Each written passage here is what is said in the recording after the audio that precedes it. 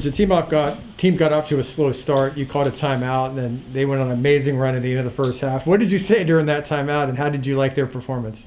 Well, I just wanted to talk to him about what we were doing defensively, and we talked about just trying to follow the game plan. I thought we had gotten away from it, and they're a very good basketball team. They're playing some really good basketball right now, and you can't let those shooters get open, as you can see, because if they get a second to get a good look, they can knock it down. So we really want to concentrate on trying to take the three ball away from some of their players. And, of course, they started off 3 for 3 from 3, so I guess my game plan didn't work. But, what's good about it is we at the timeout, we were able to regroup, adjust, and I thought our guys came out, and not only did they do a better job defending the three ball, I thought we got out and ran a little bit more and was able to get out in transition. You mentioned the threes. Tyson Etienne hit 2 with like 2 minutes left to bring him back, I guess. And Brandon Mahan responded with that and one layup. Talk about his game, and towards the end there, he really came through you guys. Well, I would say, one with Etienne, I mean, he's a terrific player. He's played at the end of conference last year, so he hadn't gotten off to the start that he had last year. But everyone knows he's one of the best guards in our league and one of the best guards in the country, and I think he showed it tonight. When he got going, and I thought Brandon did a great job of responding for our team. He loves those moments, as you know. You guys have seen him play for a number of years, and so down the stretch he's usually at his best making plays like that, and he was able to do it again tonight for us. You had a pretty comfortable lead there at the half, 14 points, and then they just chipped away and made a game of it. What happened to your team there in the second half? I think we fell into playing, their style. They really do a good job of playing possession by possession and kind of grinding the game out in the half court. We want to play in the full court and get out and run and play in space. And so I thought it was that combination of them kind of, enforcing their will and kind of how they wanted the game to be played. And so by doing that, it slowed us down. I didn't think we played with the pace that we were playing with in the first half. So our pace and our spacing wasn't as good as it was. And they were able to chip away at the lead because of that. What is it about Brandon sometimes, the clutch moments at the end of a game, he's at his best. He had that step-back 3 that he got fouled on as well when you really needed a bucket. Just what is it about him when he really steps up in big moments? I think he loves those moments. And, and that's something you can't coach. I mean, you have a guy like that, the thing is, once you find that out about him, you try to utilize him in certain situations, and so that's the best you can do. You're fortunate to have a player that in those moments can make plays like that, and you try to put him in position to do that. And we've seen him do that multiple times. I think his teammates have seen him do it in practice, seen him do it in games. So they have a lot of confidence in him, and he has a lot of confidence in himself. Darius said he learned today that UCF was previously 0-8 against Wichita State.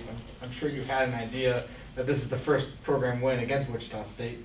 What can a win like this do for you moving forward over a program like Wichita State? Well, it continues to give us, momentum and confidence in what we're trying to accomplish and what we're trying to build here. We want to have a storied program here. In order to do that, we need to beat, good teams and good programs. That's the only way you can accomplish something like that. And, I think, that's our goal. We want to be a championship program here. You've heard me mention that before. The only way you can do that is to beat, teams of the caliber that we beat today, because of the type of program they are and some of the teams we beat this season. So we just have to keep building. But like I said, I'm excited about our group. I'm excited about what we can do finishing up this season. And we just have to keep taking it one game at a time. One thing that Wichita State has been good at this season, they're second in the AC in free throw percentage. And last time you guys played Wichita State, you ended up having a lot of free throws, 63 if I count right, and you ended up having less than half of that tonight. Can you talk about what was different in that regard between this game and last game, both in general and just with the free throws? Well, they took 40 free throws last game versus us, so they took 40 free throws. So we definitely, had an emphasis of not, trying not to, put them on the line. They do a good job of going to the line because they drive strong, they post hard, they play hard. So with that, it's going to be a lot of contact, and there are going to be a lot of calls. So I thought we did a better job defensively of being more disciplined and not putting ourselves in that position that we did, at their place. What do you like most about how the team responded after what happened a couple of days ago in the East? I was really proud of the way we responded, but I wasn't surprised in how we responded. I knew, you don't know how the game is going to go today, but I knew our guys would come out and play an inspired game. They've never not done that. The Memphis loss was tough. But there were a lot of, some things that we learned from that. Like sometimes you have to go backward to go forward. And so we had to go back, after the, USF win, setback versus Memphis. They're a very good team, played well at home. And but we had some good moments in that game. It wasn't as if it was, I don't think the final score was indicative of how we played throughout that game. I thought the last 10 minutes, we lost our composure. And so that was something we learned from that. We learned from that. But it was a 2-possession game probably with 10 minutes to go. With 16 minutes, it goes to a 1-point game. So it wasn't as if we walked up there and it was the final score was how it was the entire game. We had really good moments for probably 30 minutes in that ball game. We just had a 10-minute segment where we lost our composure. And you can't do that with a team that's explosive offensively. They're so explosive. They can go on huge runs, and they went on one to close the game out. And unfortunately, we were on the other end of that. During some of the scoring goals that you had at the beginning of the first half and beginning of the second half, Darren Green was able to get you guys out of that. He ended up shooting a lot from behind the arc to getting 5 of them. Can you talk about his game and what his performance from behind the arc really does for this team's game? Well, he gives us a weapon. He's a weapon for us. He's a specialist. I mean, he's a terrific 3-point shooter, and guys have to, guard him as such. They have to kind of, guard him a different way than they guard every other player on the floor, which he helps our offense just by being out there because he's such a threat from such long range that you have to guard him coming across half court. So that just opens the floor up, for the rest of our players as well. So he does a great job even when he's not hitting shots. Just his presence out there, it lifts us up because they have to guard him a different way. They stopped playing the first half. Something about a water bottle. Did you get an explanation about what happened? I did not. I guess a water bottle was thrown and maybe came out on the court and hit one of our players, and I think that started the whole thing. But I don't really know. I mean, it's sports and things happen, unfortunately, like that. You just hope no one gets hurt, and unfortunately no one did. And I thought both teams handled it well. We grabbed our guys and brought them down to our bench. They corralled their guys, and then we started the game up.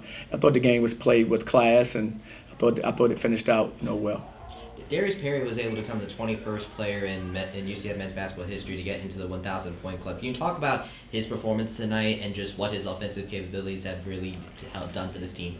Well, he's been very good for us. I mean, in a lot of ways. I mean, I don't think the stat sheet always shows all the things he does for us, leadership-wise. He's so competitive. He's a tenacious defender. He can guard multiple guys out there. He usually takes on the assignment of guarding the other team's toughest perimeter player. I mean, so, with that, I mean, he's been, a great asset to our program. And so just really happy to have him, with us, and we're fortunate. And I'm happy to see he was able to get a milestone like he did. Any of those milestones like that, I'm sure he would say, it's more of a team milestone than an individual milestone because you're not going to get over 1,000 points without having teammates that are passing you the ball and putting you in position to be successful.